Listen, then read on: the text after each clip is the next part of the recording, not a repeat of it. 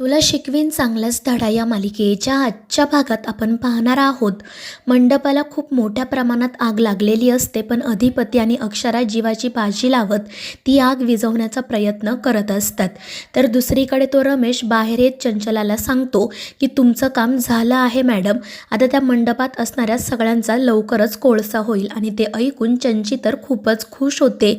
तर तो रमेश तिला विचारत असतो की तुमच्या लक्षात आहे ना हे काम पूर्ण झाल्यावर काय करायचं आहे ते.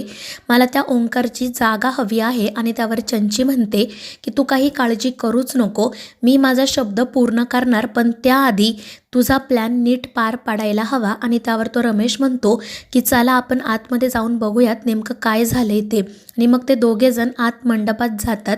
मात्र तेथील प्रकार बघून त्यांना धक्काच बसतो, कारण अक्षरा आणि अधिपतीने संपूर्ण आग विझवलेली असते.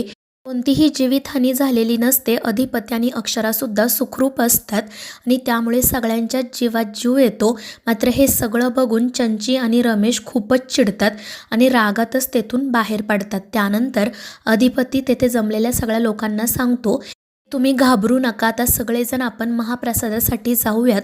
आणि मग त्यानंतर ते सगळे लोक तेथून बाहेर पडतात.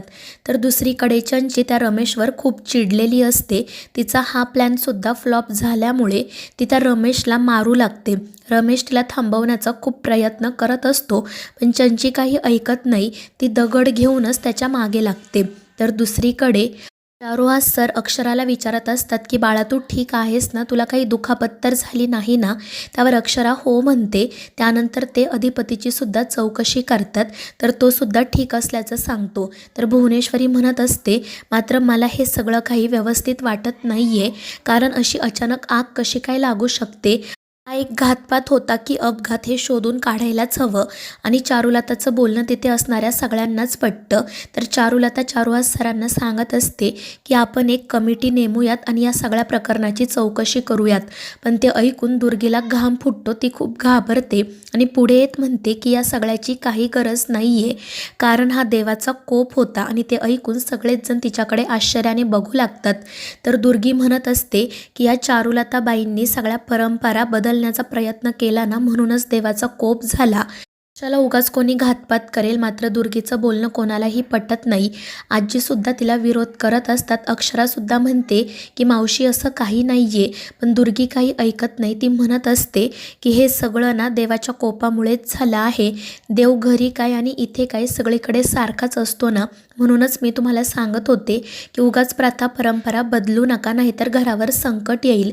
मात्र शेवटी चारुहास सरच दुर्गीला गप्प बसवतात आणि मग त्यानंतर ते सगळेजण महाप्रसादासाठी जातात. तर दुसरीकडे ती चंची अजूनही त्या रमेशला दगडांनी मारत असते. तो रमेश तिला समजावण्याचा खूप प्रयत्न करत असतो, पण काही उपयोग होत नाही. तर इकडे फॅक्टरीमधील सगळे लोक अधिपती आणि अक्षराची चौकशी करत असतात. ते दोघे सुखरूप आहेत की नाही ते विचारत असतात. तर अधिपती अक्षरा त्यांना सांगत असतात की तुम्ही काळजी करू नका, आम्ही ठीक आहोत, आता तुम्ही महाप्रसाद घ्या. आणि मग त्यानंतर अक्षरा अधिपतीला म्हणू लागते की यातील कित्येक लोकांना मी ओळखतही नाही, मात्र ते किती आपुलकीने आपली चौकशी करतायत ना. तर अधिपती म्हणत असतो की हो मास्तरीनबाई, आणि हे सगळं काही आमच्या आईसाहेबांमुळे शक्य होत आहे, कारण त्यांनी जमवलेला गोतावळा आहे हा. त्यांनीच या सगळ्या माणसांना एकत्र बांधून ठेवलंय. आणि ते ऐकून अक्षराला सुद्धा छान वाटतं. तर दुसरीकडे चंची रमेशवर खूप चिडलेली असते. ती म्हणत असते की मी तुला सगळं काही व्यवस्थित सांगितलं होतं, पण तरीसुद्धा तुला तुझं काम जमलं नाही. तो अधिपती वाचला, त्याची सगळी फॅमिली वाचली, माझा सगळा प्लॅन फिसकटला. उद्यापासून मी माझ्या आयुष्याची नवीन सुरुवात करणार होते, पण तुझ्यामुळे सगळं बिनसलं. तर तो रमेश म्हणत असतो की मी माझं काम तर नीट केलं होतं, मुळात तुमचे प्लॅनच टुकार असतात. आणि ते ऐकून चंची तर अजूनच चिडते. तर तो रमेश तिला सांगतो की हे बघा, आपल्या दोघांचा शत्रू एकच आहे, तुम्ही तुमच्या मार्गाने त्याला मारायचा प्रयत्न करा, मी माझ्या मार्गाने करतो. आणि मग तो तेथून पळून जातो. तर दुसरीकडे चारुहास सर आणि चारुलता बोलत असतात. फॅक्टरीमध्ये अजून काय काय सुधारणा करायच्या आहेत त्याविषयीच त्यांचं बोलणं सुरू असतं आणि तितक्यात काही बायका त्या ठिकाणी येतात. त्या चारुलताला भुवनेश्वरीत समजत असतात आणि तिच्या पुढे हात जोडून म्हणतात की सरकार, तुम्हाला भेटायची आमची खूप इच्छा होती, कारण मागच्या महाआरतीच्या वेळी तुम्ही आम्हाला शेतीच्या कामांसाठी मदत केली होती. तुमच्यामुळे आमचं सगळं काही नीट झालंय, त्यामुळे देवाच्या आधी तुमचं दर्शन घ्यावं अशी आमची इच्छा होती. मी त्या बायकांचं ते बोलणं ऐकून आजींचे डोळे नकळतपणे भरून येतात.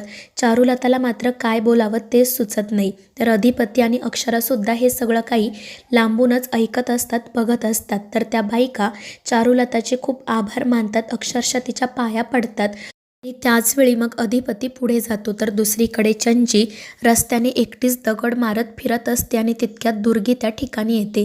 ती चंचीवर ओरडते, मात्र चंची तिचंही ऐकत नाही. ती म्हणत असते की तू उगाच आता मला काही समजावू नको, आधीच माझा प्लॅन फिसकटलाय.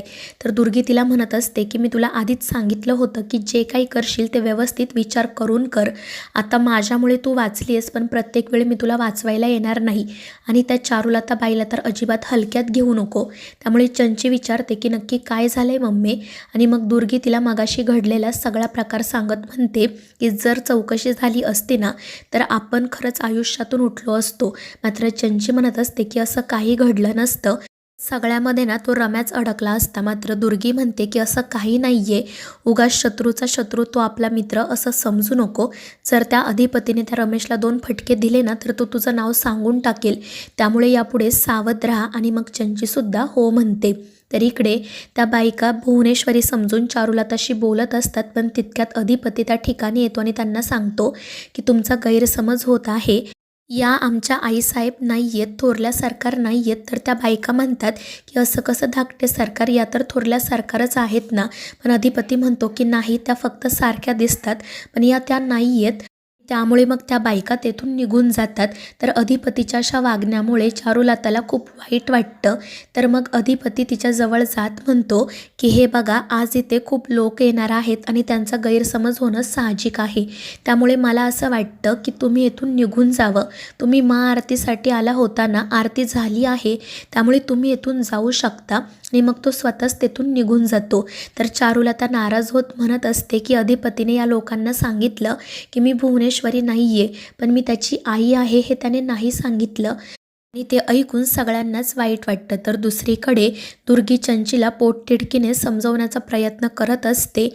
दुसरीकडे अक्षरा अधिपतीसोबत बोलायला जाते. ती म्हणत असते की आईला आणि बाबांना जर इथे थांबायचं असेल तर प्लीज त्यांना थांबू द्या, ते सगळं काही मनापासून करण्याचा प्रयत्न करत आहेत ना. मात्र अधिपती आधी काही समजूनच घेत नाही, पण शेवटी अक्षरा त्याला समजावते आणि म्हणते की बाबांनासुद्धा त्यांनी जी चूक केली आहे तिचा पश्चाताप होत आहे, आणि आईंसाठी तर हे सगळं नवीनच आहे ना, पण फक्त तुमच्या आनंदासाठी त्या सगळं काही करत आहेत. तुम्ही उगाच त्यांचं मन दुखावू नका, आणि आपण हे सगळं भुवनेश्वरी मॅडम परत याव्या म्हणूनच करत आहोत ना. मग जर सगळ्यांनी मिळून प्रयत्न केले तर त्या लवकर परत येतील असं मला वाटतं. आणि मग त्यावर अधिपतीसुद्धा हो म्हणतो. तर मित्रांनो, या मालिकेच्या पुढील भागांच्या अपडेट्ससाठी आपल्या चॅनेलला सबस्क्राईब करा.